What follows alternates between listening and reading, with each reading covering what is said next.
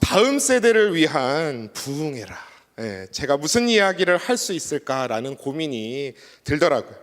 다음 세대에게 필요한 건 무엇인가? 제가 생긴 거는 애 둘 있는 아빠처럼 생겼지만 아직 결혼을 목전에 두고 있는 시점이라 아이가 없어가지고 제가 학창 시절 내가 어렸을 때 과연 뭐가 중요하고 필요했을까라는 것을 고민을 좀 했었습니다. 그러면서 제가 지난 1월 27일 주일에 담임 목사님께서 하신 설교가 떠오르더라고요. 역대상 3장 1절에서 4절 말씀을 또 읽으시면서 다윗이 헤브론에서 나왔던 6 아들에 대한 이야기를 하셨습니다. 그러면서 다음 세대에 대한 언급을 하셨습니다. 그때 설교에서 보여주셨던 표가 있는데 아동부와 청소년부의 신앙 성숙에 영향을 미치는 요인에 대한 도표였습니다.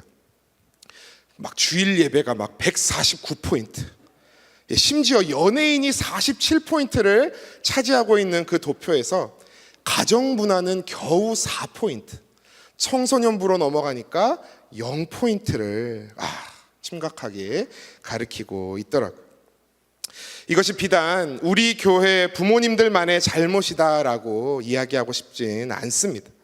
많은 가정들이 실제로 가정 내에 또 대화에 영적 생활에 많은 걸림돌이 있는 줄 압니다. 저희 집도 예외는 아니었습니다. 저희 집은 믿지 않으시는 아버지, 불교 집안의 아버지와 외할머니 때부터 믿으셨던 어머니가 만나서 결혼을 해서 이제 아버지께서 제가 4살 정도 때부터인가 이제 초보자로 이제 믿기 시작하셨다.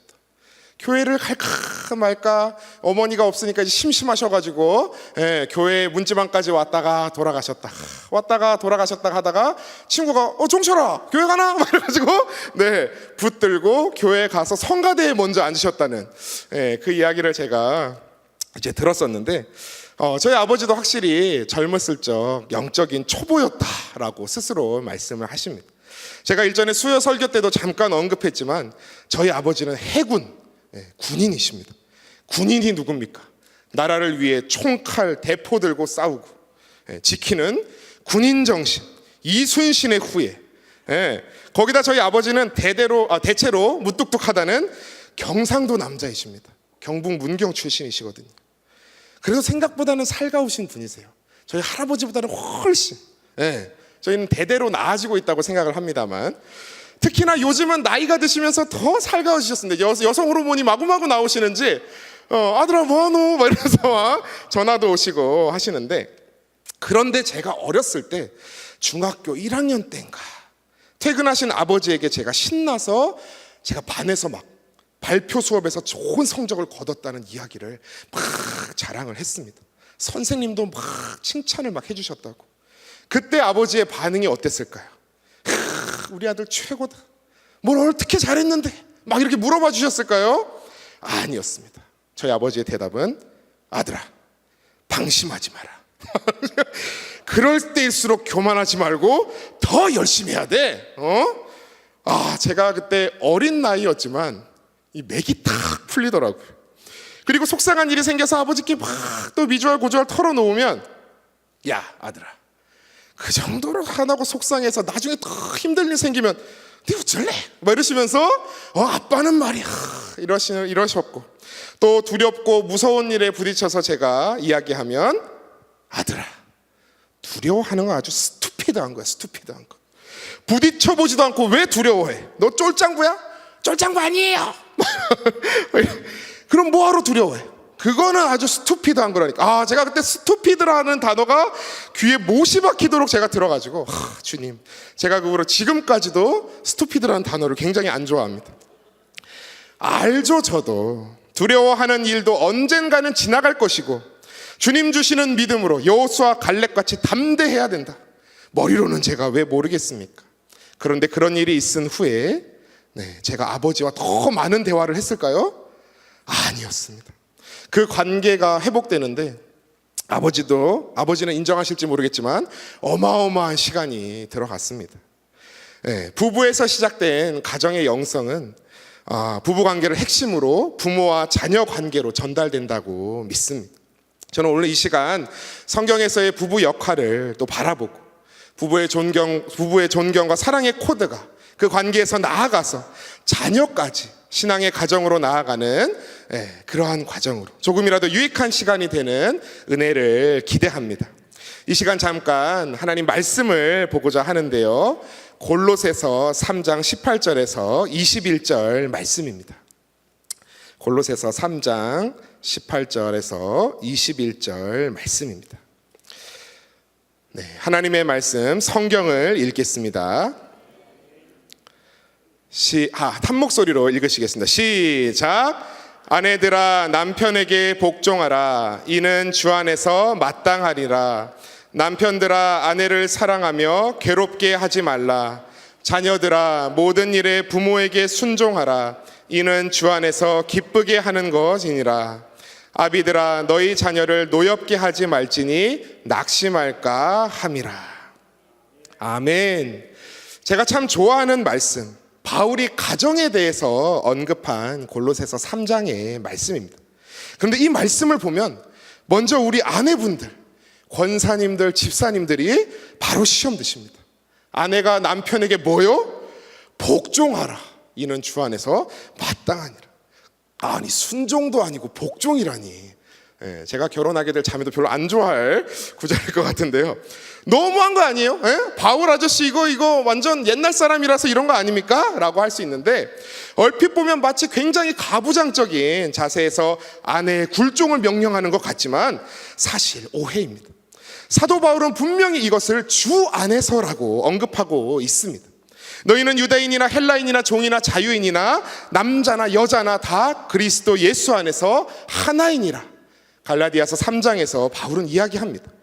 남자나 여자나 아무런 차별이 없으며 동등하다고 분명히 선언하고 있는 바울이 유교적인 무슨 가부장적인 입장에서 이런 말을 한 것은 아님이 분명합니다. 여기서 복종하다라는 말의 원어는 계급대로 정렬하다라는 뜻을 갖고 있습니다. 그걸 어떤 높고 낮음 이런 것을 가리키는 말이 아닙니다. 동등함 가운데 복종이 있을 수 있습니다. 대표적인 예가 우리 예수 그리스도와 하나님의 관계입니다. 삼위일체이신 하나님, 그리스도께서는 본질적으로 하나님과 동등하시지만 자발적으로 자신을 낮춰서 하나님께 복종하셨던 것입니다. 하지만 그렇다고 해서 우리 중에 그 누구도 예수 그리스도께서 하나님보다 열등하다라고 말하지 않습니다. 만약 그런 사람이 있다면 그는 이단일 겁니다. 오히려 스스로 낮추셨기에 하나님은 그리스도를 모든 이름 위에 뛰어난 이름으로 높여주셨습니다. 성경은 분명 하나님께서 하와를 돕는 배필로 지으셨다고 말씀하고 있습니다. 이 말씀 역시 하와가 아담보다 열등하다는 의미가 아닙니다. 아담이나 하와 모두 동등한 하나님의 형상으로 창조되었기 때문입니다.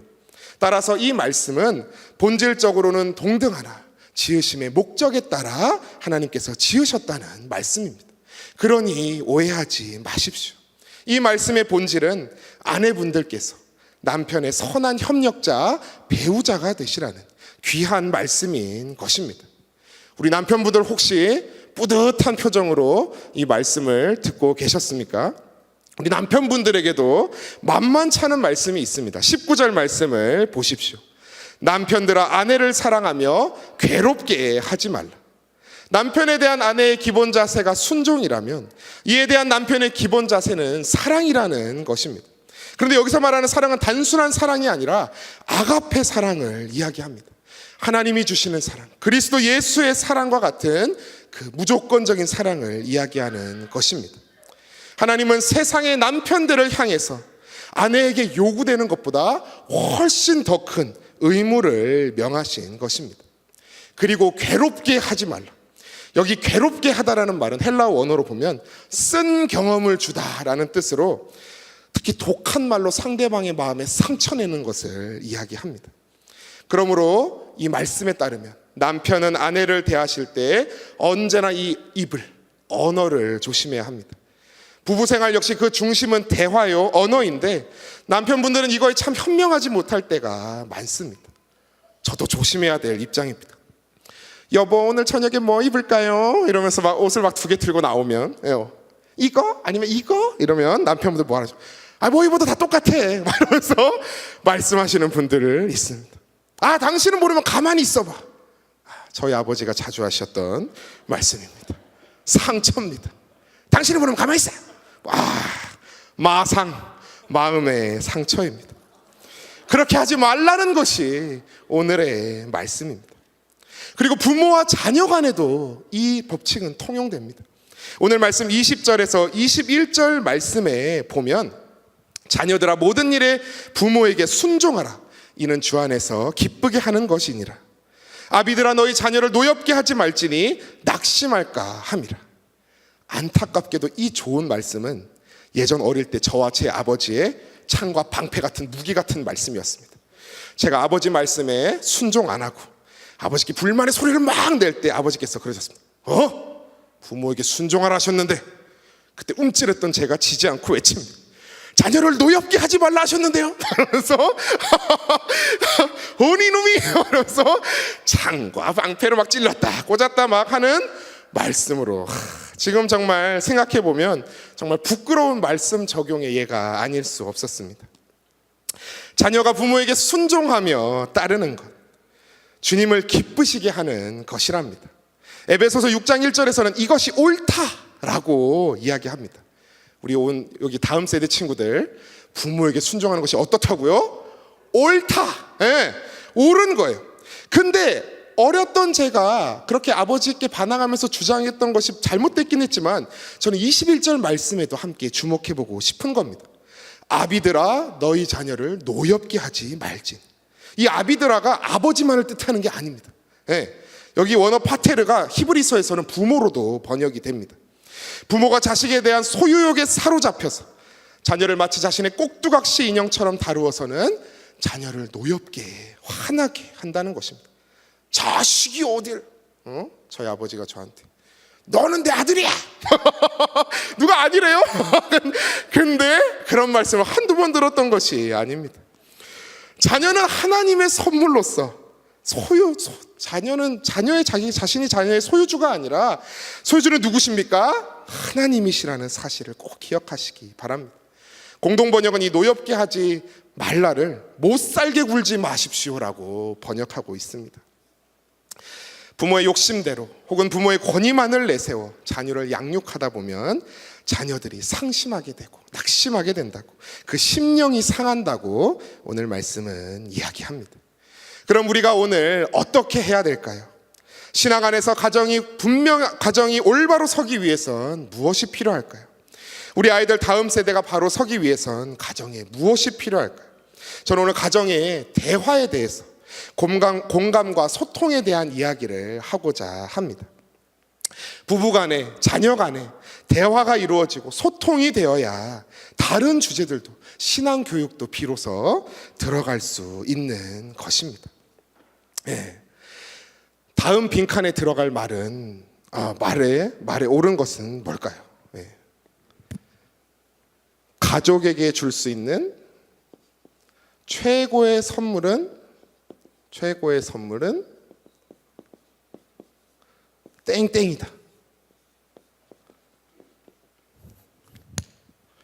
무엇일까요? 가방?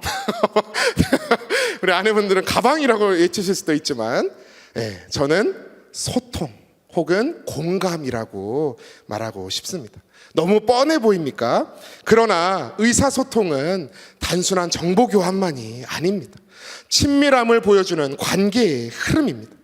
우리 사랑하는 신일교회 성도님들의 가정에서의 대화는 어떠신가요? 우리는 평소 가족 구성원 중에 누군가 짜증과 화를 내면 이렇게 말을 할 때가 많습니다. 야야야, 뭐 화내지 마. 화낼 필요 없어. 뭐 그런 것 때문에 화를 내? 화낼 것도 많다. 뭐 그런 것 때문에 짜증내? 야, 치킨 시켜줄게. 먹고 잊어버려. 막 이럴 때가 얼마나 많은지 모릅니다. 그런데 이것보다 훨씬 더 좋은 말이 있습니다. 한번 저를 따라해 보십시오. 화낼만 하네. 화가 날만 하네. 속상할만 하네. 힘들었겠다. 이 말만 하면 됩니다. 이 말만. 근데 우리는 분석해서 정답을 주려 할 때가 얼마나 많은지 모릅니다. 특히 남편들, 아버지들, 죄송합니다. 제가 아버지께 억하신 심정이 있어서 이런 건 아닙니다만 이런 경향이 참 많으십니다. 야, 경환아 갖고 와봐. 아빠가 이성적으로 판단해 줄게. 저희 아버지는 이성의 냉철한 판단력을 지니고 계신 분이셨습니다. 그럴 땐 이성이 필요 없습니다. 제발 좀 넣어두세요라고 저는 말하고 싶었습니다. 왜 속상했는지, 어떻게 하면 속상하지 않는지 정답을 줄 필요가 없다는 말입니다. 그게 더 짜증나게 하는 겁니다. 그냥 입을 확 그냥 아버지께 하는 건 아닙니다. 확 꼬매버리고 싶은 그런 심정이 드는 겁니다. 뭐 때문에 그렇게 화가 났는데? 라는 말이 오히려 더 화를 나게 하는 거죠. 그런데 우리가 이제 방법을 바꿔서 그렇게 말해주잖아요. 와, 진짜 화가 많이 났겠다. 너무 속상하겠다. 그렇다고 해서 오늘 집에 가가지고 속상했겠다 하면서 비꼬듯이 얘기하면 이게 문제가 달라집니다. 정말로 공감하면서 이야기해주면 그러면 희한하죠. 내 안에 있는 속상함과 화가 스르르 녹아집니다. 제가 대학 입시에 실패하고 수학 성적이 너무 안 나왔습니다. 재수할 때 그래서 저희 아버지랑 굉장히 많이 부딪혔습니다. 그때가 이제 막 저희 아버지는 바쁘게 이제 막 진급하고 하시다가 이제 대령 되셔가지고 조금 이제 여유로워지셨을 때, 그러다가 눈을 돌리면 누가 들어옵니까? 잘 자라지 못하고 있는 것 같은 제가 이제 눈에 딱 들어오는 겁니다. 이놈이 잘 자라고 있나 안 자라고 있나 이제 난초를 뽑듯이 들었다 놨다 해보고 막 상태가 어떤지 파악해보고 아버지께서 막 그러셨습니다. 갖고 와봐라. 분석, 이성적, 답은 이거다. 막 이런 아빠가 볼 땐 말이야. 그래서 저는 아빠한테 가는 게 굉장히 싫었습니다. 근데 어느 날 말이죠, 제가 막 아버지께 울면서 대들었어요. 아버지가 군인이어서 내가 맨날 이사 다니고 내가 서울 살 때 공부를 얼마나 잘했는데 막 이러면서 사실 잘하지도 못했습니다. 천안북일고, 저는 막 기숙사 학교도 많이 들어갔거든요. 천안북일고 기숙사 가서는 맨날 선배들 화장실 청소하고 내가 얼마나 힘들었는 줄 알아요? 이러면서 막 제가 막 운 겁니다. 막 아버지 앞에서 막. 근데 그날은 놈 자식이 안 그쳐 하는 아버지의 반응이 아니라 그날은 아버지의 반응이 좀 다르신 겁니다. 우리 아들 그렇게 힘들었냐? 뭐가 또 힘들었었냐? 이야기해봐라. 그런데 얘기를 하면서 제 마음이 녹아내리더라고요. 하나님은 우리에게 딜리트 키를 주시진 않은 것 같습니다. 삭제 키. 우리 안에 삭제 키가 있으면 얼마나 좋습니까? 귀를 이렇게 띡 하고 돌리면은 내가 잘 속상하고 나의 분통 터지는 모든 것들이 띡 하면 사라지고 아하 하면서 또 물론 제가 뭘 잘 까먹기는 합니다만 저도 막 성격이 그래도 바로 터트리는 타입은 아닌데 쌓이기도 하는 타입입니다. 근데 하나님은 우리에게 딜리트 키를 주지를 않으셨습니다. 아무리 돌려봐도 안 돼요. 대신 하나님이 우리에게 주신 게 뭔지 아십니까? 그런 속상한 마음, 부정적인 마음, 화가 나는 마음을 위해서 주신 게 들어주는 사람을 주신 겁니다. 들어주는 사람, 들어주는 귀를 주신 겁니다. 들어주는 귀를 주신 거죠. 귀. 자, 한자 세대가 아닙니다. 한자 약하지만 멋있어 보이려고 한번 써봤습니다. 자, 들어주는 귀입니다. 들어주는 귀. 하나님께서 주신 최고의 선물. 속상하고 힘들 때 들어주는 귀가 있다. 입이 아닙니다. Shut your mouth. 근데 사람이 화가 나고 마음이 급할 땐 입이 먼저 나가요. 마우스가 쥐처럼 막 발음도 비슷하죠. 쥐처럼 막 마우스처럼 튀어나가가지고 이야기를 막 합니다. 근데 일단 정답을 말하지 마십시오. 따라해 보십시오. 정답이 아니고 정서다. 정답을 말하지 말라는 것은 아닙니다. 정답을 말하고 싶다면, 정답을 얘기해주고 싶다면, 자녀에게 정답을 말해주고 싶다면 뭐부터 하라고요? 정서부터 읽어주라는 것입니다. 그 사람의 상태로 들어가는 것입니다. 언제나 관계가 먼저입니다. 어떤 그 사람의 정서를 받아주지 않으면 그 사람은 절대로 사랑하는 성도님들의 조언을 듣지 않을 것입니다. 그걸 듣는 거죠. 근데 저는 듣는 게 제일 쉬울 줄 알았어요. 나 듣는 거 잘할 것 같아. 나는 아버지랑 달라. 이러면서 저는 들을 수 있다라고 생각했습니다. 하지만 듣는 것만큼 어려운 게 없습니다. 그런데 듣는 것만큼 중요한 것도 없습니다. 그럼 우리는 무엇을 들을 것인가? 듣는 게 어렵다면 뭘 들을 것인가? 어떻게 들을 것인가에 대해서 이야기하고 싶습니다. 첫 번째, 무엇을 들어야 하냐면 내용이 아니라 무엇을? 염려와 바램을 들어야 합니다. 뭐라고요? 뭐가 아니고? 내용이 아니고 염려와 바램을 들어야 합니다. 우리가 무언가를 들어야 될 때요, 내용을 이야기합니다. 어떤 사람은 내용만 갖고 싸웁니다. 한 목사님이 교회를 개척하시고는 너무 힘들었답니다.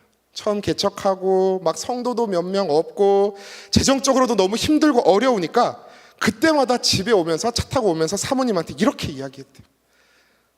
나 교회 때려치우고 싶어. 지금 우리가 뭘 들은 거죠? 컨텐츠, 내용을 들은 겁니다. 내용이 뭡니까? 나 교회 때려치우고 싶어. 여러분, 목사가 교회 갔다가 집에 오면서 교회 때려치우고 싶다 그러면 어떻게 해야 됩니까? 그 목사님 사모님이 그래서 뭐라고 이야기하냐면, 여보, 목사가 돼가지고 말이야, 그런 소리를 하니까 뭐 교회가 더 엉망이 되지. 그럴수록 더 기도를 하고 말씀을 보고 기도원을 가든가 해야지. 막 이랬다는 것입니다. 그리고 거기다 더해가지고 뒤에 뒷좌석에 탁 같이 타고 오시던 어머님께서, 할머니께서, 거기서 한술 보태죠. 야야, 하나님께서 말씀하시길 너희 말이 내 귀에 들린 대로 너희에게 행하리라. 그 말씀 모르냐? 이러면서 어머니께서 그 말씀 모르냐? 목사라면서 민수기에 있는데 막 이러면서 막 얘기를 하신 겁니다. 야, 이런 이야기들 우리 주로 하지 않습니까? 저 같아도, 저도 목사지만 무슨 교회를 그만둔다는 소리를 하시냐고 그렇게 조언할지 모르겠습니다. 그때 목사님의 마음은 어떨까요? 그렇지, 내가 목사인데 내가 정말 잘못했구나, 회개해야겠구나, 기도원에 가야겠구나 이랬을까요? 목사님께서? 아닙니다. 더 화가 나시는 거죠. 정말로 교회를 때려치우고 싶으셨답니다. 외국에서 유학을 마치고 들어오셨던 제가 아는 목사님 아들이 있었는데, 그 아들이 한국 와서 아침마다 달고 하던 소리가 학교 가기 싫어, 학교 가기 싫어였대요. 그렇게 외국에서도 공부도 잘하고 적응도 잘하던 애가 이제 한국 돌아와서 학교 가기가 싫다는 겁니다. 몇 번 막 달래기도 하고 그랬대요. 근데 목사님도 이제 여기 와서 사역을 하고 막 바쁘고 이러시니까 많이 관심을 못 기울이신 거예요. 여러분이 아빠 목사님이라면 어떻게 아이를 대하시겠습니까? 학교 왜 안 가는데? 그래, 너 그냥 평생 학교도 가지 말고 그렇게 살아! 이러면서 학교 가지 마! 막 이러면서 하는 것이 우리 일반적인 반응일 수도 있습니다. 지금 뭐 하고 있는 거죠? 학교 가기 싫어. 왜 가기 싫어? 그럼 가지 마!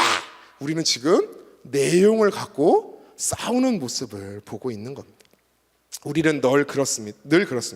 뭘 얘기할 때 내용을 먼저 듣는 경우가 많습니다.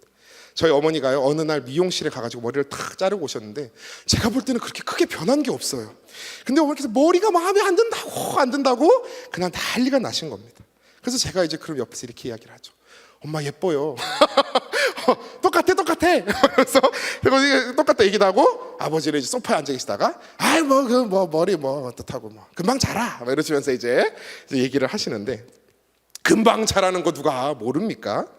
그런데 내용 갖고, 전부 다 지금 뭘 갖고 얘기하고 있습니까? 내용 갖고 이야기하는 겁니다. 내용을 들어야 하는 것은 맞습니다만 사실 이 내용 밑에는 중요한 두 가지가 함께 있습니다. 내용, 이 컨텐츠 밑에는 두 가지가 있는데, 아까 얘기한 하나가 뭐였죠? 염려, 영어로 concern. 제가 이름에도 호주를 1년 다녀왔습니다. 그 다음에 바램, desire. 굉장히 욕망, 약간 욕망으로 변형될 수도 있는 거지만 바램이 있습니다. 내용 안에는 뭐가 있냐면 염려와 바램이 숨어 있습니다. 사실 염려는 좀 쉽게 우리가 파악할 수가 있어요. 아들의 학교 가기 싫어. 저도 학교 가기 싫다는 말을 전학 갈 때마다 좀 자주 했던 기억이 납니다만, 그 안에는 어떤 염려가 들어있습니까? 뭐가 있을 것 같으세요? 무슨 막 교우 관계, 친구들과 막 싸웠거나, 아니면 성적이 막 안 나왔거나, 막 교육 방식, 또 미국에서 살다 온 애였으니까 그 친구는요. 막 근데 그 친구의 원인은 선생님이었었습니다. 저도 사실 제가 신학을 공부했지만 저는 이과생이었어요. 생물을 공부하고. 근데 왜 제가 이과를 택했는지를 더듬어 보니까 중3 때 역사 선생님이 싫어서 제가 이과를 갔더라고요. 그러니까 무슨 막 이 수학 쪽이 좋아서가 아니고, 이과 쪽이 좋아서가 아니라 중3 때 역사 선생님이 너무 싫어가지고 제가 그때 성적도 잘못 받았는데 혼나기도 무지장 혼났거든요. 그 선생님이 너무 싫어가지고 나는 문과는 안 가겠다, 이과를 간 거예요. 근데 이 친구도 미국에서 들어온 지 얼마 안 되니까 잘 모르잖아요. 영어는 잘하지만 선생님이 그러니까 자 같은 걸로 애 머리를 때린 거예요. 미국에서 살다 온 애다 보니까 막 학교에서 편서풍 이런 걸 배우는데 얘는 편자도 모르고 서자도 모르고 풍자도 모르는 거예요. 선생님 막 아빠가 설명해 주기는 하겠죠. 그러니까 선생님 멍청한 녀석, 내가 몇 번이나 설명해야 되냐고. 그러니까 애가 학교 가기가 싫은 거예요. 염려는 그렇게 목사님이 물어보셔서 파악이 됐었대요.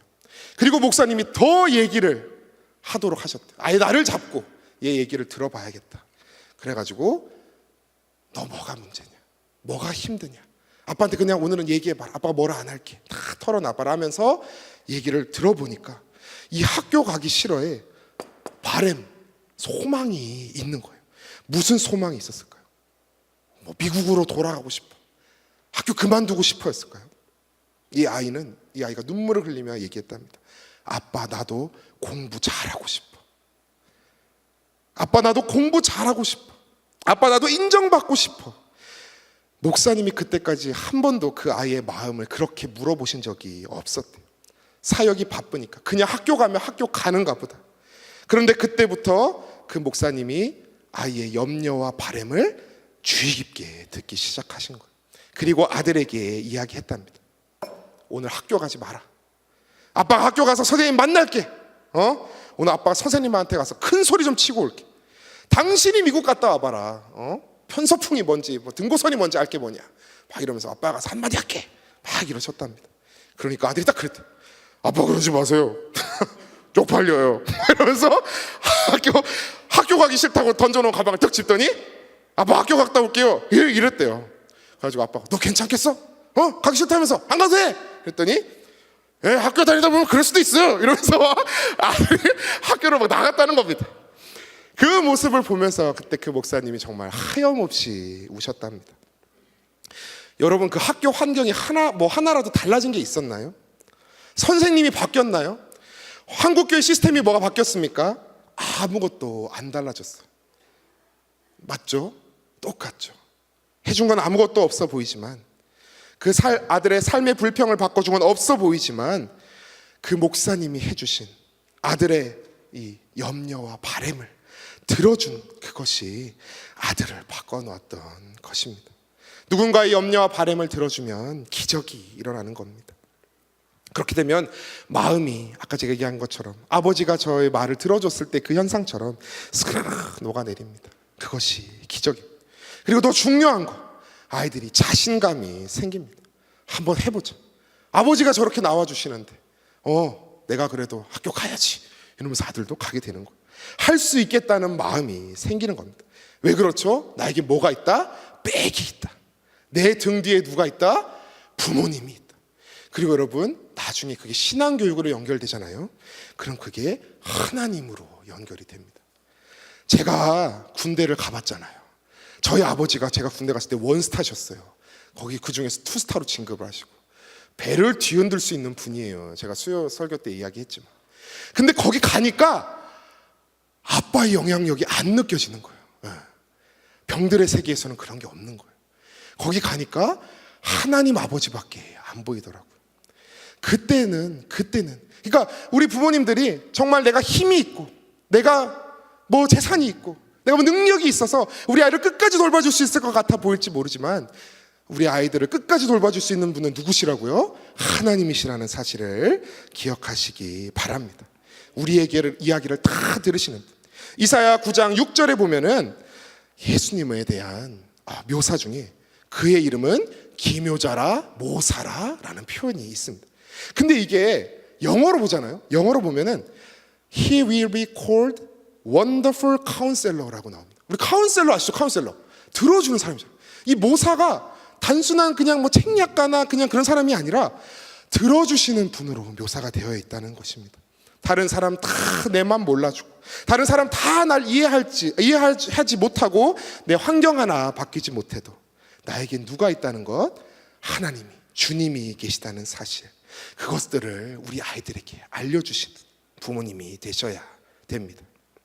당신이 지쳐서 기도할 수 없고 눈물이 빗물처럼 흘러내릴 때 주님은 아시네. 당신의 약함을 사랑으로 돌봐주시네.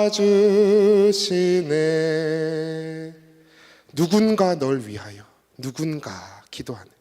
내가 홀로 외로워서 마음이 무너질 때, 어느 정도까지 소통이 되지 않는 가정이 무너질 수 있냐 하면 기도조차 안 나오는 지경까지 무너질 수 있다는 것입니다. 그러나 정말 기도조차 안 나올 때 성령께서 말할 수 없는 탄식으로 우리를 위해 기도해 주신다는 것입니다. 뭘 들어주신다는 겁니까? 우리의 염려와 우리의 소망, 우리의 바램을 들어주신다는 것입니다. 우리 부모님도 그런 하나님 닮아 그런 부모님 되셔야 하는 줄 믿습니다. 우리 다음 세대 아이들을 위해서. 아까 재수 이야기도 했지만 거기서부터 제가 좀 더 훌쩍 커가지고 제가 이제 막 목사 안수를 받고 전임 사역을 시작했을 때 제가 참 많이 힘들어했습니다. 다른 사람들 보기엔 별것 아닌 것 같아 보일 수 있을지 모르겠는데 저는 갑자기 전임 사역을 맡으면서 내가 맡아야 될 일들이 늘어난 것에 대해서 너무 부담이 되는 거예요. 내가 할 수 있는 일이 아닌 것 같다 라고 막 부모님께 푸념을 막 늘어놓았습니다. 그때 부모님과 통화를 하는데요, 처음에 저희 부모님도 야 겁내지 마, 할 수 있어 막 이러시다가 제가 계속 약간 가라앉는 것 같으니까 어느 날 통화를 하는데 그러시는 겁니다. 아들아 많이 힘드냐? 뭐 어떤 게 많이 힘드냐? 아빠도 소령인 때인가 언젠가 많이 너무너무 힘들어했어. 상관도 힘들고 일도 막 아무것도 없는 것에서 막 무에서 유를 창조해내야 되고 그런 일이고, 우리 아들도 아빠랑 비슷한 느낌일 것 같아. 아빠한테 다 얘기해봐봐. 아빠가 기도해 줄게.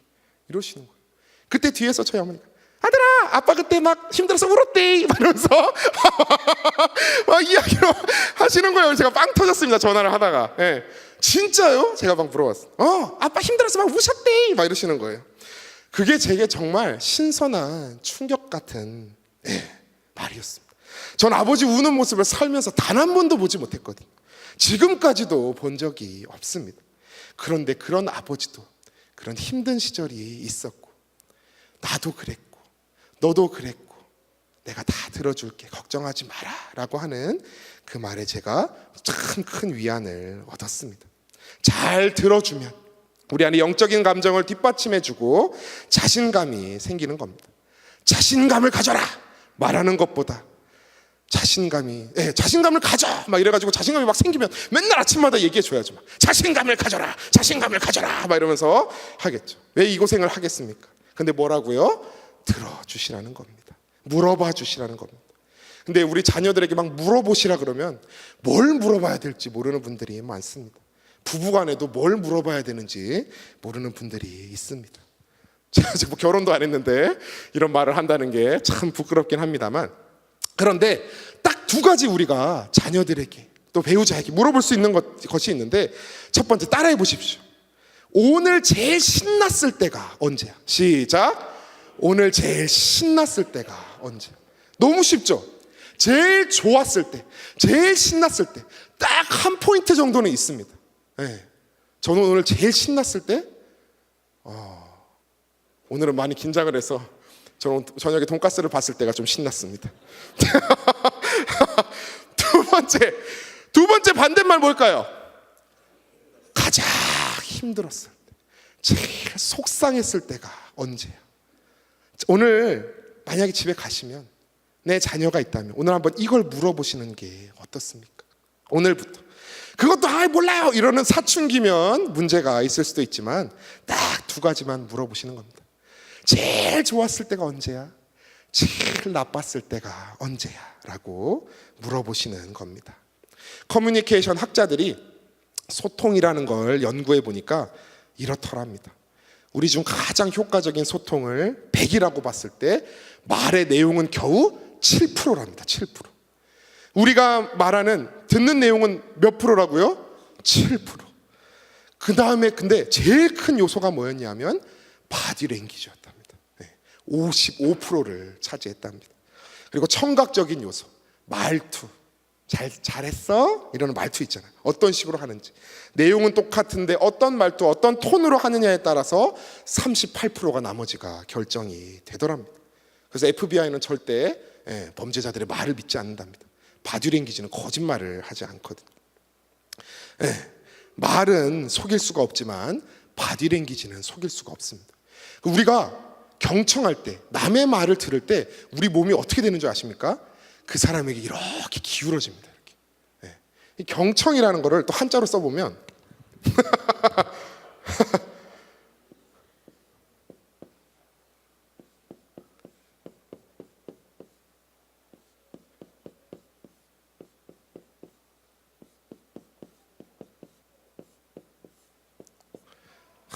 우리 배환 교수님 앞에서 이런 걸 쓰고 있다는 게 너무 식은땀이 납니다만 경청이라는 단어입니다. 우리가 남의 말을 듣는 걸 경청이라고 이야기하는데 경자가 무슨 경자일까 이게? 경자. 뭐라고요? 기울경. 야 대단하십니다. 기울경. 기울어지다라는 뜻입니다. 우리가 제가 말을 했군요. 우리 몸이 이렇게 기울어진다고. 원래 아시는 걸 수도 있죠. 네, 기울 경자입니다. 그러면 이거는 들을 청자입니다. 근데 이 청자가 굉장히 의미가 있는 게 여기 보면은 귀자가 있어요. 여기다가 귀자가 있고 밑에 뭐가 있죠? 왕자가 있습니다. 그리고 위에 열십자가 있고 눈목자가 가로로 누워 있고 일자가 있고 마음심자가 있어요. 청자를 보면은 이 들을 청자를 듣는 건 뭐다? 왕의 말을 듣는 것처럼 귀를 왕에게 갖다 대는 것처럼 10개의 눈과 하나의 마음으로 보는 것처럼 듣는다는 것입니다. 뭐 또 다른 표현으로는 1부터 10까지 눈과 마음으로 막 하나부터 10까지 눈과 마음으로 왕의 말을 듣듯이 듣는 것이 들을 청이다라는 해석도 있답니다. 나누어지지 않는 마음으로 그 사람의 말을 들어주는 겁니다. 그래서 이야기 듣다가 핸드폰 꺼내는 거 아주 안 좋은 것입니다. 저도 가끔 무심코 꺼내는 경우가 있는데 상대방이 그렇게 꺼내면 내 말을 듣지 않고 있구나라는 마음이 들 때가 있습니다. 귀로만 듣는 것이 아니라 온몸으로 듣는 겁니다. 첫째로 눈으로 듣습니다. 따뜻한 눈빛으로, 반짝반짝하는 눈빛으로. 오늘부터 집에 가서 우리 남편분은 아내분은 남편분을, 또 부모는 자녀를, 우리 자녀분들은 또 부모님을 눈으로 반짝반짝 쳐다보십시오. 지금 한번 옆 사람 눈을 한번 바라보십시오. 눈이 먼저 마주쳐야 소통이 이루어지는 겁니다. 지금 눈을 피하시면 굉장히 불편하신 관계입니다. 지금.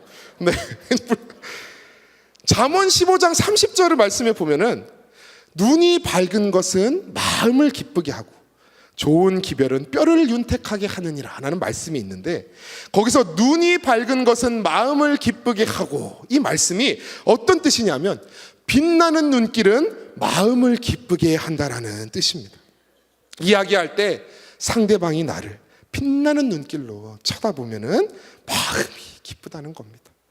눈으로 바라보면서 그 사람을 받아주면서 이야기하시는 성도님들 다 되십시오. 두 번째는 손으로 듣는 겁니다. 손을 꽉 잡고 옆 사람 손을 한번 잡아보십시오. 힘들 때 힘내보다 더 도움이 되는 것은 따뜻한 손으로 손 잡아주고 등 두드려주고 꽉 잡아주는 거 굉장히 중요합니다. 우리 목사님들도 다 인사할 때 또 악수로 막 꽉꽉 잡아주시지 않습니까? 너무너무 기분이 좋아집니다. 세 번째로 마지막으로 머리통으로 듣습니다. 머리통으로. 예, 이렇게 끄덕끄덕 해보십시오. 끄덕끄덕. 상대방이 말을 하면 끄덕끄덕 이렇게 듣는 겁니다.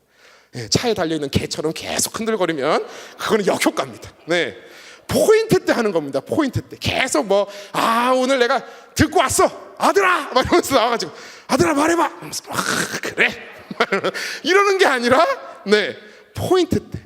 목사도 설교할 때요, 딱 강조점, 내가 이게 중요하다라고 선포했을 때 아멘이 탁 튀어나오면 정말 든든하게 힘이 됩니다. 진짜 힘이 됩니다. 아무 때나 아멘 아멘 하는 거, 물론 또 좋은 의도로 하시는 분이 또 계십니다만, 예. 그래서 내가 동의해요, 이해해요라는 몸의 대화로 가정을 세워나가시는 성도님들의 가정이 다 되시기를 축복합니다. 그리고 이제 피할 것 하나 더 알려드리겠습니다. 가정 안에서 싸우는 것을 우리가 피할 수는 없습니다. 저희 부모님들도 싸우십니다. 칼로 물베기, 칼로 막 물을 막 어찌나 배 대시는지 많이 싸우시진 않았는데, 근데 이게요, 물이 얼잖아요. 그러면 어떻게 됩니까? 칼로 베어집니다. 그 얼지 않기 위해서 우리가 조심해야 되는 것들이 있는데, 먼저 비난하면 안 됩니다. 비난하면 안 됩니다. 당신은 맨날 그래. 당신은 어쩜 절대로 그렇게 하지를 않아. 너는 어째 맨날 그러냐 애가. 이러는 대화, 비난은 이 가정이 얼어붙어가는 전초 시점이 돼버립니다. 그런데 그러면 어떤 반응이 나오는 줄 아세요? 사람이 비난을 하잖아요. 그러면 사람이 방어를 하게 됩니다. 누가 칼로 쿡 찌르는데 이러면서 가만히 있는 사람은 없잖아요. 방어를 하는 거죠. 내가 사정이 있으니 그렇지 뭐. 방어하고. 너는 뭐 잘했어. 당신은 잘했어. 엄마는 뭐 잘했어요. 아이고 목이야. 제가 너무 감정이입을 했나 봅니다. 방어를 하게 되는 거죠. 그렇게 비난하고 방어하다 보면은 경멸이 돼버립니다. 상대방을 경멸하고, 어휴 왼수, 말도 안 통하는 아빠, 말도 안 통하는 아내, 말도 안 통하는 남편, 평생 왼수라고. 저 예전에 그 할아버지 할머니들 나오는 프로그램에서 우리 관계 답이 천생연분이었어요. 천생연분. 그래가지고 우리 둘 사이를 뭐라 그래요? 할아버지가 막 그랬습니다. 할머니가 왼수 네 글자 평생 왼수 이래가지고 제가 그걸 보다가 완전 빵 터졌었는데, 정말 그 관계가 그렇게 굳어지면 평생 왼수 돼버리는 겁니다. 그러고 나면 담이 쌓아져 버립니다. 담이 쌓아지고 벽이 생겨버리는 거죠. 각방을 쓰게 되고, 절대로 우리 목사님들도 저에게 절대로 조언해 주신 게 뭐였냐면, 절대로 싸웠을 때 각방을 쓰면 안 된다. 각방을 쓰면 안 된다. 그래도 같이 있고 등 돌리고 자리에 같이 눕더라도 각방은 써서는 안 된다라고 하셨는데, 정말 진리의 하나님 말씀같이 들렸습니다. 절대로 각방은 쓰지 않기로 제가 결단을 했습니다. 그래서 오늘 이제 마지막으로 이제 결론을 맺고자 하는데요. 그래서 우리가 그러한 것들을 피하고 들어주고 또 나아가기 위해서 우리가 어떤 원칙을 지켜야 되느냐를 마지막으로 제가 정리하고 마치겠습니다. 저는 신뢰를 이야기하고 싶습니다. 트러스트, 신뢰죠, 그죠? We trust God. 하나님을 믿고 신뢰하는. 근데 이게 가로로 이렇게 써서 이렇게 알아보면 5글자가 나오죠. 맨 처음 T가 숨어있는 의미가 하나 있는데 뭐냐면 take a time out입니다. take a time out. 우리 막 농구하다가, 우리 친구들 농구 알죠? 농구 막 하다가 야! 막 이러면서 막 농구 감독이 막 하잖아요. 막 야! 이러다가 답답하면 뭐 하죠? 타임 아웃! 딱 부르잖아요. 농구 감독이. 우리가 싸우고 집에서 감정 상하는 일이 있을 때도 어떻게 해야 된다고요? 타임 아웃을 불러야 된다는 겁니다. 제가요, 학교를 다닐 때 정말로 화가 나는 일이 있었습니다. 어떤 친구랑 카톡 대화를 주고받다가 오해할 일이 생긴 거예요. 그래가지고 이 친구랑 막 감정이 쌓이고 카톡은 감정이 오해가 되기가 더 쉽습니다. 왜냐면 문자잖아요. 그 사람의 말투도 나타나지 않고 그랬습니다 해버리면은 이게 기분이 좋은 건지 나쁜 건지도 파악이 안 되기 때문에 오해가 쌓이기가 너무 쉬운 도구가 또 카톡입니다. 그래서 우리는 항상 막 이러면서 웃음을 넣고 막 이모티콘을 넣고 그러는 게 다 그런 것 때문이죠. 근데 그 친구랑 그렇게 오해가 쌓이다가 제가 폭발을 한 거예요. 그래서 얘한테 막 전화를 걸었습니다. 그 전화를 그 친구가 당장 받았다면 제가 어떻게 했을까요? 제 안에 있는 분노를 막 쏟아내면서 막 얘기를 했겠죠. 근데 이 친구가 전화를 안 받는 겁니다. 나는 지금 당장 전화를 해서 내 화를 막 내고 싶은데 이 친구가 수업에 들어갔던 거예요. 그래가지고 1시간짜리 수업에 들어가가지고 제 전화를 본의 아니게 못 받았던 겁니다. 그래가지고 이놈 자식 수업 끝나기만 하면 보자 이러면서 제가 기다리는데 한 1시간 지나니까 좀 가라앉는 거예요. 제 이 성격이. 화리 불같이 나던 화가 가라앉고 내가 왜 화를 냈었지? 라고 제 자신을 돌아보게 되는 겁니다. 저희 집에서도 그래서 아버지께서 버럭하시대요. 저희 아버지 별명은 젊었을 때 라이거셨습니다. 라이거. 라이온이랑 타이거 합쳐가지고 라이거. 사자보다 호랑이보다 더 뛰어나신 분이다. 이래가지고 저랑 저희 어머니가 라이거라고 모셔드렸습니다. 아버지는 집에서 사령관님이 아니에요 라고 저희가 얼마나 많이 말씀을 드렸는데 항상 버럭이 막 튀어나오십니다. 그러면 화가 나 있을 때 우리는 실수하는 말을 하기가 쉽습니다. 그러면 아버지가 막 버럭하고 화를 내시잖아요. 그러면 저희가 막 경고를 합니다. 저랑 어머니가. 아빠 지금 화내고 계세요. 나 지금 화 안 내! 화를 막 내고 계시면서 화를 안 내고 있다라고 막 얘기를 하시는데 그럴 때 저희가 이제 타임아웃을 막 갖는 거죠. 이게 이제 가족끼리 뭐 이렇게 코를 만진, 뭐 부부끼리는 코를 만지면서 타임아웃을 외칠 수도 있고 한데 타임아웃은 근데 그 이야기를 그만합시다가 아닙니다. 이야기는 여기서 끝내? 라는 말이 아니라 타임아웃 하면 어떻게 되죠? 농구 경기도 타임아웃하고 경기 그대로 끝나나요? 아니죠. 와가지고 야 뭐가 문제야? 야 디펜스해 오펜스해 이러면서 막 작전을 다시 짜고 다시 경기에 들어가는 게 타임아웃입니다. 그래서 쉬고 다시 그 농구장으로 들어가기 위해서 우리가 다시 타임아웃을 갖는 거죠. 여기가 타임아웃이라면 여기가 톡투게더가 되는 겁니다. 다시 이야기하기 위해서 타임아웃을 갖는 것이죠. 자, 그렇게 부부간의 대화나 자녀간의 대화에서 타임아웃을 가지면 바뀝니다. 그 링을 떠나서 한 1시간 정도 밖에서 이렇게 산책을 하시면서 문제의 경중에 따라 시간은 달라질 수 있지만 자기의 마음을 1시간, 2시간 가라앉히면 이제 조금씩 자신의 생각이 돌아옵니다. 내가 왜 화가 났지? 마치 하나님께서 요나에게 물으셨던 것처럼 네가 왜 그렇게 화를 내냐? 네가 심지도 재배하지도 않은 박농쿨을 가지고 네가 그렇게 화를 내냐? 라고 물으셨던 하나님처럼 왜 화가 났지? 라고 처음부터 물어보면은 처음에는 가라앉힐 때 막 처음에 막 욕이 나오고 막 그럴지도 몰라요. 그러나 다시 만나서 이야기할 때는 훨씬 부드럽게 이야기할 수 있는 것입니다. 소프트하게 시작할 수가 있는 것이죠. 내용이 뭐든 가라앉히고 시작하는 게 중요합니다. 내용은 그렇게 다를 바가 없습니다. 목사님, 교수님은 뭐 굉장히 거룩하게 싸울 것 같으십니까? 저 같은 경우에 막 세계 평화, 한국 교회의 미래 막 이런 것만 놓고 싸울 것 같으세요? 아니에요. 우리 성도님들이 싸우는 내용과 똑같습니다. 양말을 왜 뒤집어서 벗어 던져놓냐? 애가 누굴 닮아서 이렇게 수학을 못하냐? 막 이런 내용으로 싸우게 되는 것이죠. 그러나 우리가 싸우는 시기는 그렇게 테이크 타임 조정할 수 있다는 겁니다. R은 뭐냐면 리스펙트, 존중하는 마음입니다. 최소한의 예의를 지키는 겁니다. 우리가 위에 사람에게 또 목사님께 누군가에게 예의를 지키는 것처럼 가족 간에서도 예의를 지키는 것입니다. 심지어 그게 자녀라 할지라도 자녀를 노엽게 하는 것이 아니라 예의를 갖추어서. U는 understand, 잘 아시죠? understand를 워낙 많은 사람들이 이제 이야기하기 때문에 아래에 서다. 아래에 탁 서가지고 마치 고급 레스토랑에 들어갔을 때 종업원이 탁 와가지고 손님 무엇을 원하십니까? 이러면서 무릎을 꿇고 주문을 받는 것처럼 상대의 눈높이로 낮아져서 상대방이 왜 화가 났을까 이해하려고 노력하는 것, 그것이 언더스탠더입니다. 남편은 아내를, 아내는 남편을, 부모는 자녀를, 자녀는 부모님께 언더스탠드, 이해하려고 노력하는 것입니다.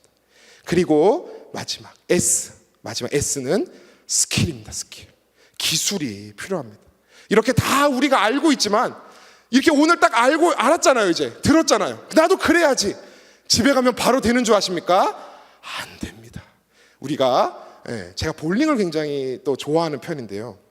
뭐 그렇게 잘 치지는 않습니다만 굉장히 볼링이 신앙적 운동입니다. 이게 옛날에는 이 수도사들이 이 핀을 세워놓고 저것이 악마다 이래가지고 탁 해가지고 많이 쓰러뜨리면 영성이 뛰어나구만. 오늘 못 쓰러뜨리면 가서 기도 더해. 이러는 게임이 실제 볼링이었어요. 제가 볼링의 기원을 볼링 교수님한테 들었었거든요. 그래서 목회자들이 하기에 좋은 운동이다라고 이야기를 하시더라고요.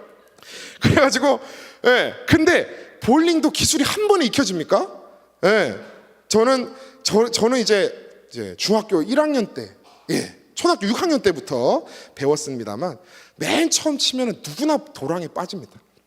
덜컥 해가지고 막 도랑에 빠지고 그 다음에 이제 스텝을 몰라가지고 다다다다다 앞에 뛰어가지고 여기서 냅다 이렇게 굴리는 거죠. 이제 공을 막. 그리고 양손으로 굴리고 뭐 던지고 뭐 처음에는 저희도 난리가 아니었습니다.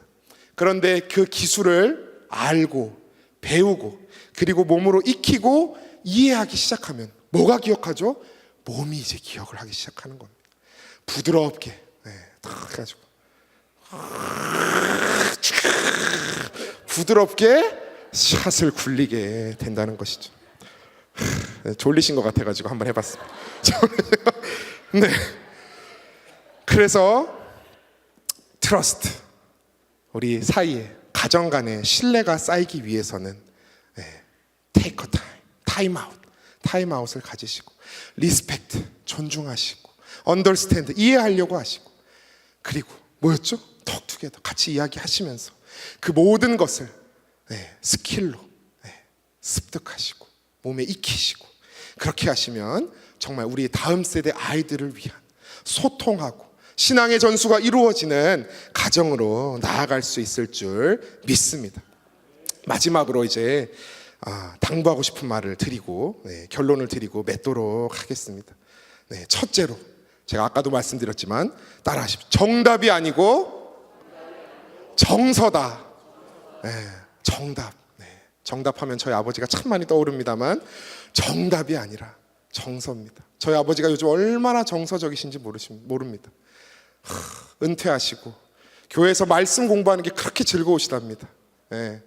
저한테 막 오셔가지고 예수님이 어떻게 머리로 이해가 되냐? 막 이러시면서 너 어떻게 믿어? 믿어지는데요? 그걸 설명을 해보라니까 막 이랬던 아버지께서 요즘은 저보다 더 열심히 막 성경을 보시면서 정말 부드럽게 이야기해 주시는 아버지가 되셨습니다. 그러니 저도 아버지께 제 이야기를 막 털어놓게 됩니다. 이렇게 되는데 거의 20년이 걸린 것 같습니다. 정말 안 되는 경우도 많아요. 그렇지만 노력해야 되는 줄 믿습니다. 둘째로 내용이 아니라 태도다. 따라해보세요. 시작. 내용이 아니라 태도다. 내용이 아니라 그 밑에 있는 염려와 바람, 그것을 들으시고 바라보시는 성도님들 다 되시길 바랍니다. 마지막으로 우리 가족에게 줄 수 있는 최고의 선물은 제가 뭐라 그랬죠? 소통과 공감이다. 근데 이 선물을 뜻하는 단어 프레젠트 아닙니까? 프레젠트에는 또 무슨 뜻이 있죠? 현재, 지금이라는 뜻이 있습니다. 지금 함께 있어주면서, 지금 함께 기도해주면서, 지금 함께 물어봐주면서 들어주는 그것이 바로 선물이라는 말입니다. 우리 아이들의 이야기를 들어주시고 섬겨주십시오. 아내의 마음을, 남편의 마음을 들어주시고 이해해 주십시오. 오늘 읽진 않았지만 우리가 읽었던 말씀 뒤편 골로새서 3장 23절에는 죽게 하듯 하라라고 바울이 이야기합니다. 무슨 일을 하든지 마음을 다하여 죽게 하듯 하고 사람에게 하듯 하지 말라. 죽게 하듯이 집에서 주님이 오셨다. 근데 저희 아버지는 또 이렇게 막 듣게 오시면 막 그때부터 막 적용을 막 하세요. 막 주님이 오셨나이까 하면서 막 이러시는데 너무 그렇게 오버하실 필요는 없고 정말 마음속으로 진정 어린 마음으로 오늘 저희 아버지 얘기를 너무 많이 해가지고 이게 녹화되면 안 되는데요. 네, 우리 친구들도 오늘 부모님께 가서 이야기하세요. 내 말을 들어주지 않는 부모님들이 계시다면 아빠, 엄마, 나 이런 마음이 있어요 라고 솔직하게 이야기해 보십시오.